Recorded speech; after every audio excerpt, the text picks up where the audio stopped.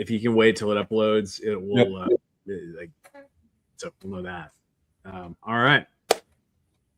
Sanjeev, my friend, it is good to see you. Welcome to LinkedIn Live. Excited to have this conversation. This is your busy season. Like, thank you for taking time to speak with me. So thank you, Steve. It's always a pleasure to see you, and I love seeing your face in real life. And so even though it's virtual now, I'm happy that we'll see each other in person in not very shortly.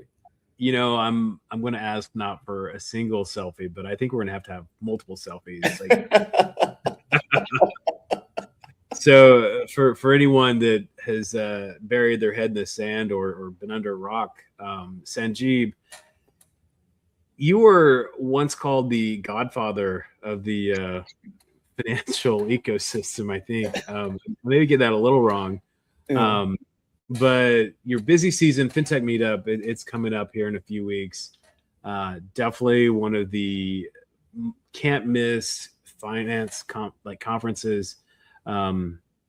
It's feels a little bit like speed dating. It's an amazing conference. Do you want to talk a little bit about that, or Sure. and then we'll back up and have the fun conversation, but we'll get the business part out of the way. So tell us about So FinTech Meetup is the biggest FinTech industry event in Q1, and we have like all conferences, we have track sessions, we have a handful of keynotes, but as Steve, as you're talking about, like our big thing is our meetings program, where like everybody who registers fills out some questions about like, I'm a startup looking for banks, or I'm an investor interested in doing seed and A for lending, or I'm a bank looking for fraud solutions, and then you get like a list of like who you might be interested in meeting with, and then you can exchange, and once both opt in, then it goes into another algorithm which tries to maximize the number of meetings. So like the past couple of years, we've had, like last year we had like 4,000 people, and we had over 40,000 meetings. And this year, probably 4,000 or 5,000 people, about 50,000 meetings. So it's just gonna be like massive scale, and one-on-one conversations, which if Steve, if you and I were talking, I could tell you much more targeted things than if I'm talking to like 5,000 people in a single room at the same time.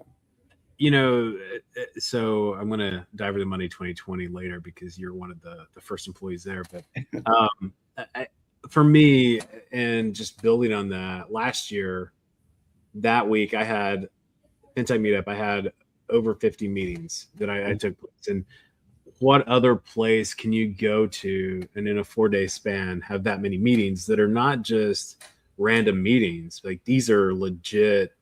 There's value to be had from both of them. And that's what I love. Like Monday 2020, I can go and spend 4 days and I'm going to be really busy, but I have to proactively go out and find these meetings, schedule them. And obviously there were some that I did with FinTech Meetup, but that the work that you and your team do to set up these meetings, it's been remarkable to me. And yeah, it can be a bit of a pain in the ass to run from meeting to meeting, but it's also it's a good thing too, because I don't have to worry about it. I just have to get there. And so it's very beneficial. And so kudos to you for thinking about it. But was that your goal in starting FinTech Meetup, was to meeting? It's like, so when we were building Money 2020 back in like 2012, 13, 14, and that was before the term FinTech even existed. And I describe it as like there were a lot of industry events that were more specific, like an event for ATMs, an event for like card payments, and an event for like debit card. Like everything was very siloed, and what we were trying to do is like create a single community that was focused on disruptive innovation. Like, that at the time, like you had mobile payments coming out, and we saw that what was innovative was going to be like totally blown out of the water like a year or two down. And now, with the fintech is an established industry. It is, there's billions, trillions of dollars in flowing through fintech. And um and and so now it's less about like creating the community, but like having specific questions and answers. And like if like if let's just say, like, what's the best way to do cross-border payment? Like, the answer is very different, like if I'm a global bank versus if I'm a merchant in Colorado, Right. versus if I'm a single person living in New York City. It's the answers are so it's and I think that the other piece of it is that we're also at a point where, and I think you'll definitely resonate with this. It's like, no, you can't build success on an island. It's like you need partnerships for product, for distribution, for compliance, and it's sort of, so we've tried to build an event that is really geared towards like trying to find those specialized partnerships and relationships to enable people for success, enable companies for success. And our theme this year is win tech with fintech. Okay. And I really do believe that it's hard, if not impossible, to win in tech without a strong fintech solution. Oh, yeah, absolutely. And I think, we're becoming even more digitally, like everything is more and more just taking over. And at some point, I think I can see there being like that backlash of like AI is going to take over so much of the commerce and come Yeah. in and take over these transactions. But there's also going to be a like authentically human element. I Mhm. think that is where the next specialty is. Yeah. And that's what, like, for me to have all these meetings, I could either be on a plane nonstop for weeks on end. Yeah. Um, I could have people fly to me, which people weren't going to do, or I can go to this massive conference. Like, within a short window, I can meet all the people I need to, Yeah. um, and curate. And there's so many things that just happen when you're face to face, Yeah. like that can't happen. Like this conversation, fantastic. It's always great to see you, Sanjay. Yeah. But like, it's going to be more real once we sit down in Vegas and have that. Like, we can actually see each other and Yeah. shake hands and have that conversation. So it's like finding that human element in an Mhm. increased digital world. That's going to be how people find success, I believe, in the future. And I'm excited to be at this next fintech meetup and see everything that happens there. So I think you're spot on. And it's I mean, like, so many times it's like there have been times when I have been trying to tackle a business problem for weeks, if not months, and then I meet the right person, and within 5 minutes, I'm like, oh, so this is what I should do. And afterwards, you're sort of like, oh, and and I used to do that much more earlier in my career, and now, as I've progressed, like, I'm like, I can't, I don't have the time to like spend months trying to solve this problem. If I find the right person that can help me answer these questions in a very short period of time. yeah, and that's, the remarkable thing is I don't know when that game changing meeting is going to happen. Yeah. I know somewhere, like, I'm going to have 4 or 5. If I have 50 meetings, there are going to be 4 or 5 that are really like impactful Yeah. and really just game changing for me. And like, it's a lot harder to do that when you're not constantly surrounded by all these smart people that are there that are doing these innovative things. They're seeing, like I have a problem.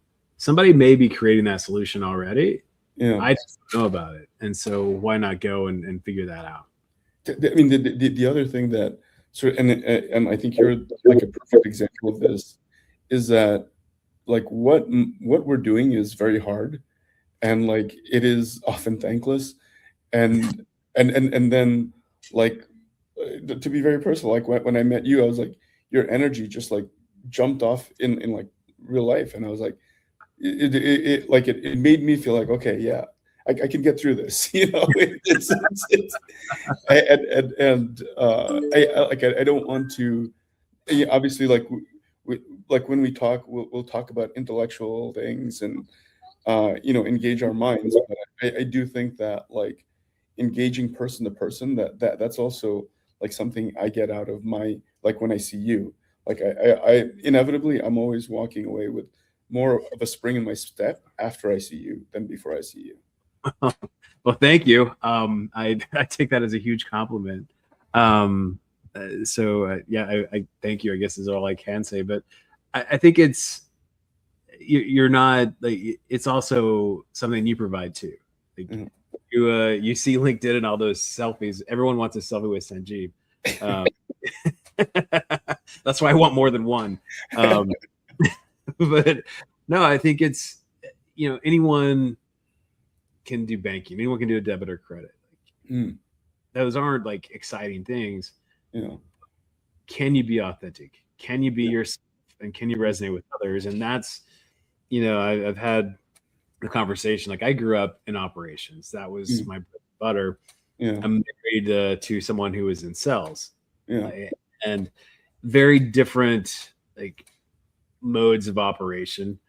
Um, but then, we were out on a walk, and I was like, I've never viewed myself as a salesperson. mm, I'm kind of in that role. Like, and I'm not really selling something, but I'm building relationships. And I yeah, think that is, if you want to, whatever it is in life, whether it's operation, sales, whatever part of business, you build those relationships, because like you were talking about those meetings, like, I have a, like, I don't, I try to be the lowest bar on that totem pole, because I have a lot of smart friends, and if I need to solve a problem, I can reach out to my network, and there's probably someone there that knows it. And then I get the luxury of just pulling it together, which is, yeah, that's the fun thing. It's the relationship side, but you can't build those relationships unless you are authentic. yeah, And to see, like, I don't know, I can't talk to my energy, or what I bring there. I don't see that. Like, mm, honestly, just I'm myself. So that's yeah, why I'm thankful for you saying that. But like, you're built like not only one, but the two biggest finance conferences. You were like Money 2020. You were one of the first four employees. You were yeah, the CMO. Built that. And you're like, that's not enough. I want to contribute more to, like, as the godfather of the fintech ecosystem. I want to do this again. Like, what were you? Let's go back. I want to understand the mind of Sanjeev, because like, it's amazing. Like, we haven't even talked about, like, he started with like as a chip designer with Intel. You went to Cornell, and then you went yeah, to Northwestern, and like finance and marketing. I don't typically combine those. yeah. Um, um, what were you thinking on that second endeavor, or even like Money 2020? Do you want to give us a little bit of like history? I'd love to hear it. Yeah, yeah. I mean, I'd say that um, I, I always love building things, and that's why I became an engineer, and like like when I was like 4 or 5 years old, my dad would bring home paper, and I would like try to design cars on it, Okay. and like I just loved creating things, and and so then I became an engineer because I thought that that's how you build things. And then once I was an engineer, I realized that like it was actually in marketing where you see what the customers are saying, you work on the messaging and like help design the product. And then so that's sort of how I got into marketing. And then like once I and basically like the founders of Money 2020, like we worked on a prior startup that we sold to Google, and that was like, and we just saw that the world of payments was changing, and we saw that that there was a need for like changing how, you know, what finance could do, or how it could be so much more tech forward than it was. And so we just sort of like, basically it was like, I mean, at the time, like I left Google, which was the number one company people wanted to work for. I was working on Google Wallet, which was the coolest project in the industry, and so people thought I was an absolute idiot to like leave that to build a conference. And but like for me, it was like I just saw it as building again, and creating something new, and also like trying to solve a market need, and which Money 2020 did, and which helped it grow. And then even now it's like I think the market needs have changed, and that's sort of why, like, to your point, like the meetings program, like people really get into it. And like, so we have a 96% rate of meetings, 96, which is absolutely crazy. That is insane. Yeah. And it also it also tells you how important these meetings are to the attendees.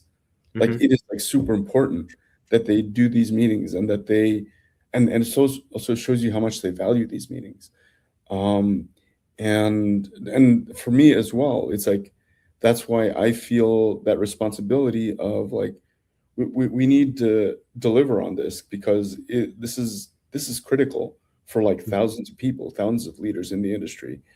And that's also like, going back to like when I like building, if you build something and no one uses it, then that's not a lot of fun. I like I when the chips that I've designed are on like hundreds of millions of computers, which is cool.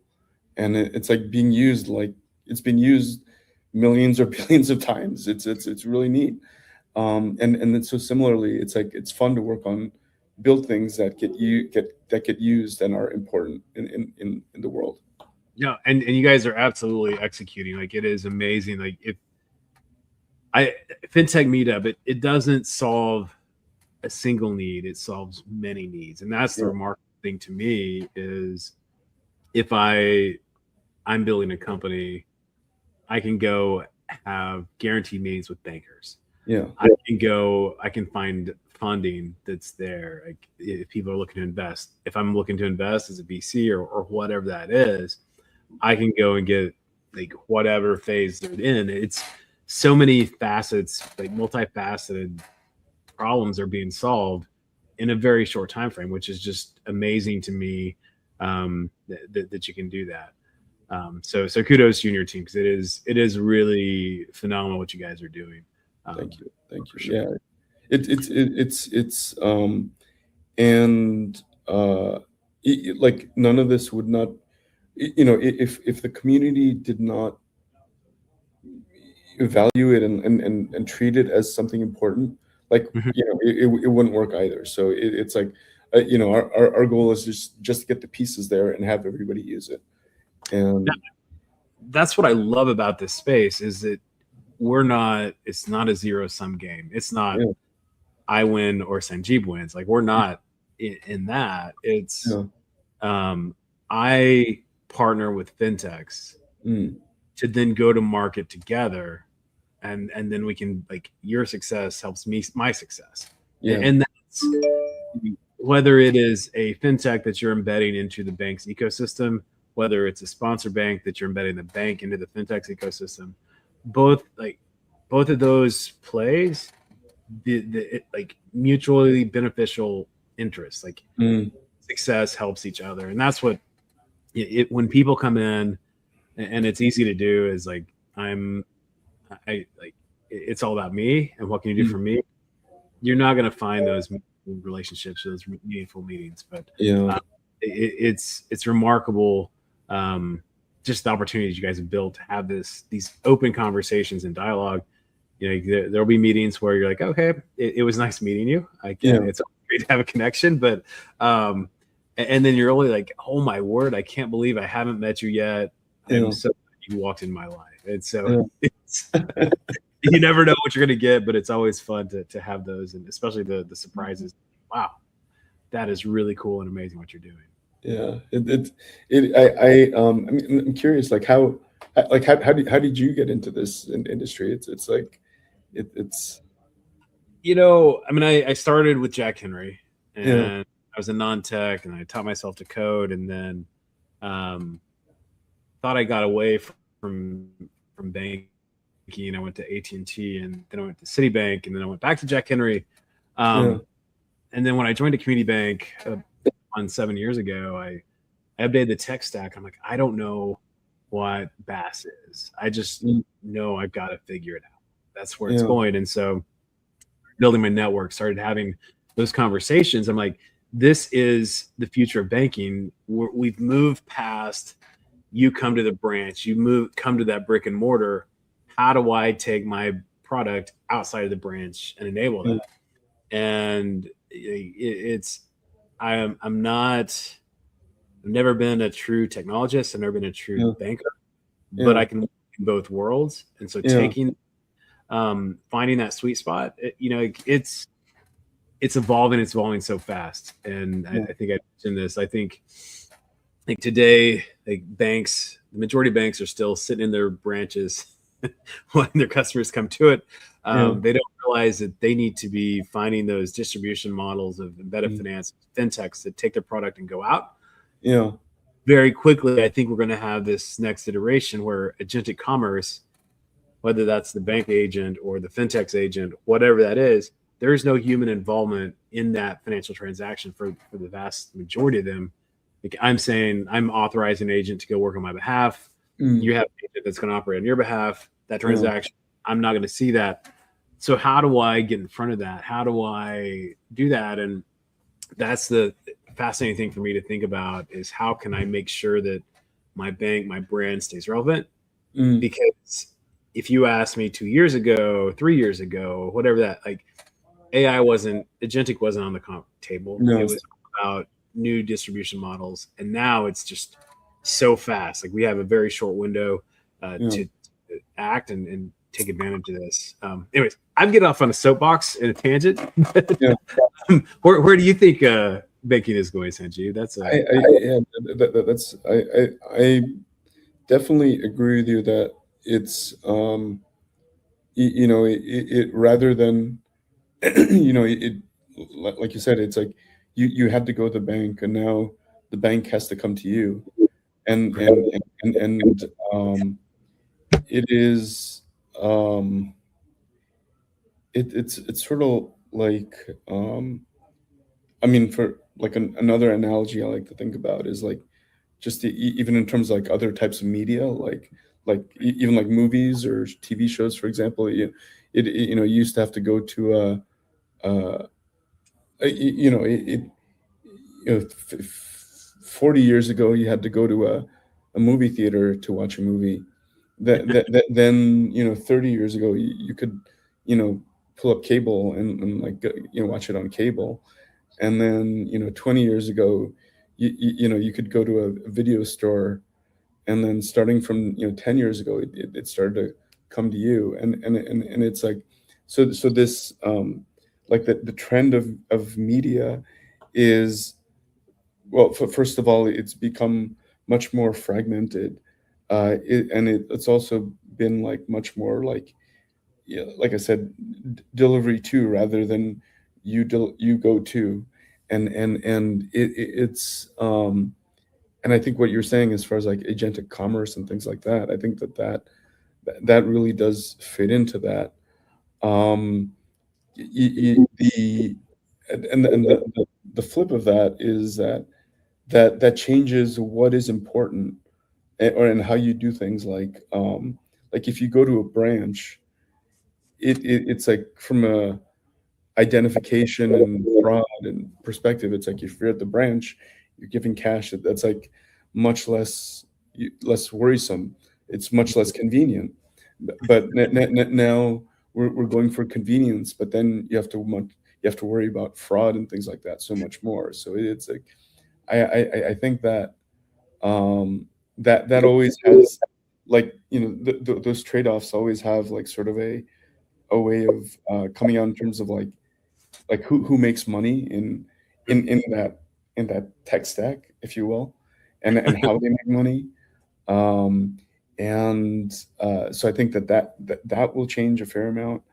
I also think that there's I like I wonder about this. Like it's like, how much centralization do we need versus not need? And it's not an easy. It's a very hard question to answer.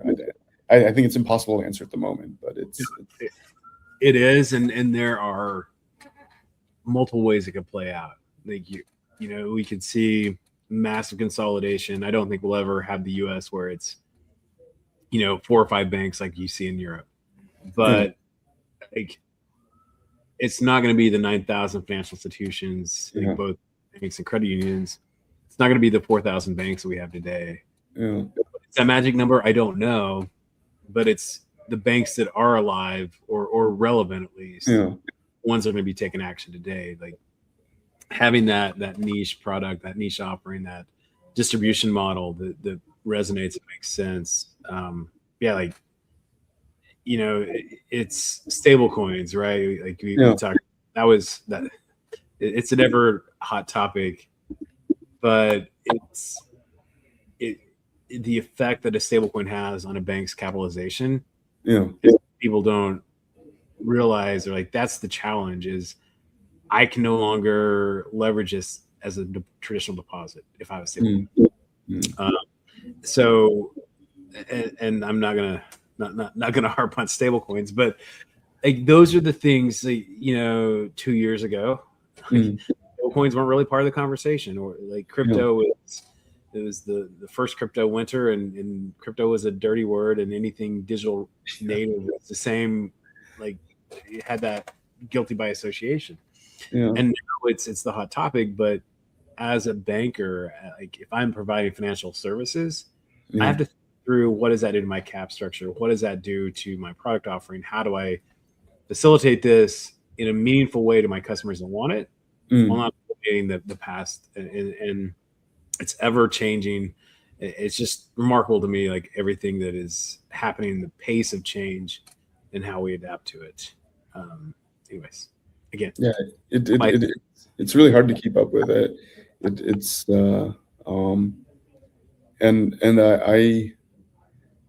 definitely moments where like my brain can't take anymore. I need a break. For sure. So what can you tell me it's not at the Venetian anymore? We're at Mandalay Bay this year. So I'm not gonna lie, like I learned to know the Venetian about as well as you can, although I still got lost. But now you're giving me this whole new learning with Mandalay Bay.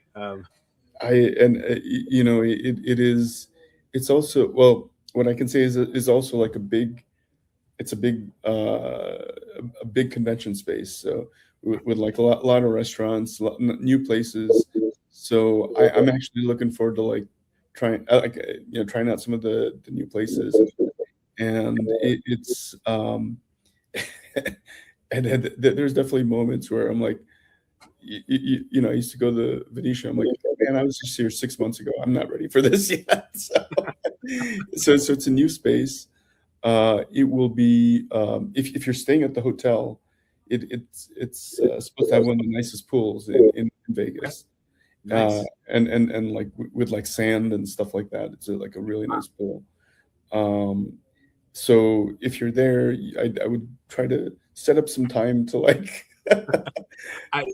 The pool meetings at the Venetian, I've been known to do that in the past. So we'll have to find some time to have some pool meetings. That Mandalay Bay.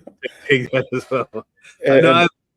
yeah, the change of venue, like change of scenery, it'll be a welcome respite, just having the new learning curve, right? Like Yeah. everyone first time there, so it'll be good. And I think from a layout perspective, it will be, it's sort of also designed to help, like, have things closer together rather Mhm. than having to walk as much. And I mean, that's also part of the thinking of, going into the space, and So, just, so you're saying I'm only gonna have 20,000 steps instead of yeah, 30,000? exactly. Oh well, Sajib, I know we're about coming up on time, but thank you so much. It's always a pleasure and a wealth of knowledge. You have like what you've done for the fintech space is nothing short of remarkable.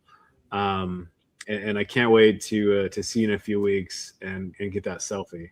Um, That- any any other part like wisdoms that you want to share, or anything else you want to cover today? well, first of all, I would say that you're too kind, and I appreciate the kind words, and the feeling is definitely mutual. It's like, and I mean, the parting words of wisdom is like, make sure you rest up before you get there, because it's, it'll expend a lot of energy once you're there. You always do, but it's always good. And it's no, I'm excited, grateful that you took time to speak with me today, and can't wait to see you here in a couple of weeks, Sanjeev. That sounds great, Steve. All right, thank you so much, sir. See you soon. See you soon.